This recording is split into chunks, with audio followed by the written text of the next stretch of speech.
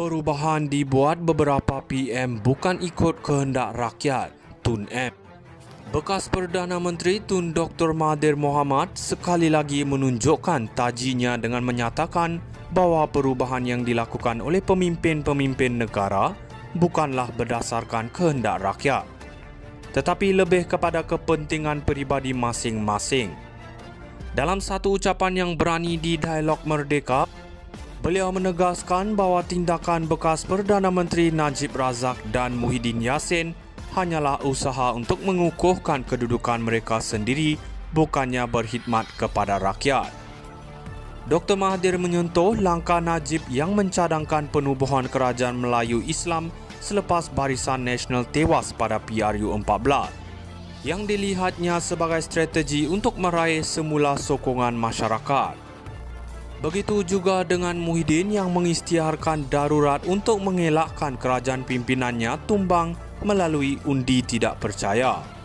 Dalam pandangan Dr. Mahathir, semua ini adalah refleksi kepentingan individu dan bukan untuk kesejahteraan rakyat.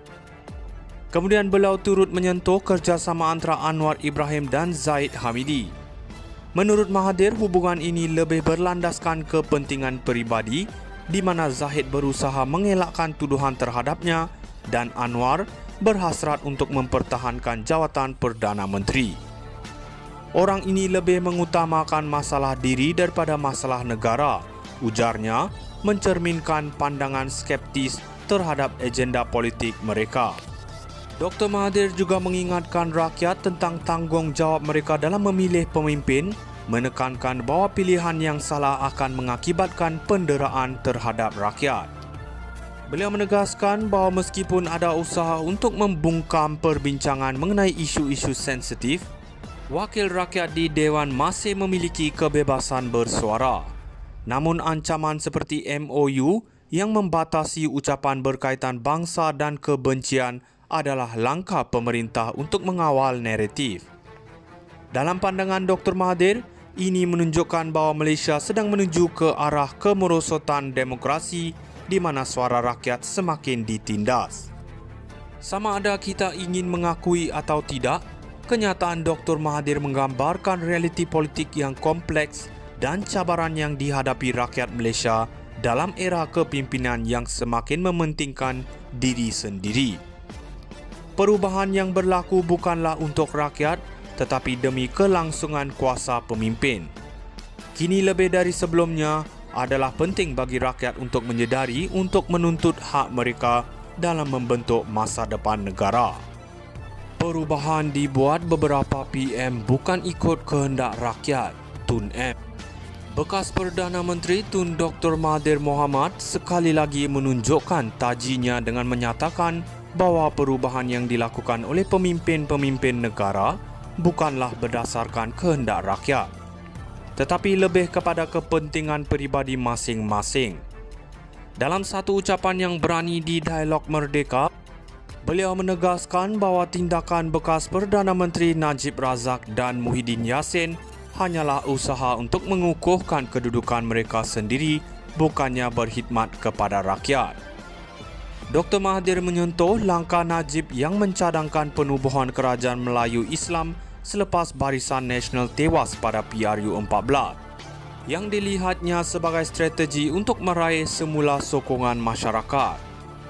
Begitu juga dengan Muhyiddin yang mengisytiharkan darurat untuk mengelakkan kerajaan pimpinannya tumbang melalui undi tidak percaya. Dalam pandangan Dr. Mahathir, semua ini adalah refleksi kepentingan individu dan bukan untuk kesejahteraan rakyat. Kemudian beliau turut menyentuh kerjasama antara Anwar Ibrahim dan Zahid Hamidi. Menurut Mahathir, hubungan ini lebih berlandaskan kepentingan peribadi, di mana Zahid berusaha mengelakkan tuduhan terhadapnya dan Anwar berhasrat untuk mempertahankan jawatan Perdana Menteri. Orang ini lebih mengutamakan masalah diri daripada masalah negara, ujarnya, mencerminkan pandangan skeptis terhadap agenda politik mereka. Dr. Mahathir juga mengingatkan rakyat tentang tanggungjawab mereka dalam memilih pemimpin, menekankan bahawa pilihan yang salah akan mengakibatkan penderaan terhadap rakyat. Beliau menegaskan bahawa meskipun ada usaha untuk membungkam perbincangan mengenai isu-isu sensitif, wakil rakyat di Dewan masih memiliki kebebasan bersuara. Namun ancaman seperti MOU yang membatasi ucapan berkaitan bangsa dan kebencian adalah langkah pemerintah untuk mengawal naratif. Dalam pandangan Dr. Mahathir, ini menunjukkan bahawa Malaysia sedang menuju ke arah kemerosotan demokrasi di mana suara rakyat semakin ditindas.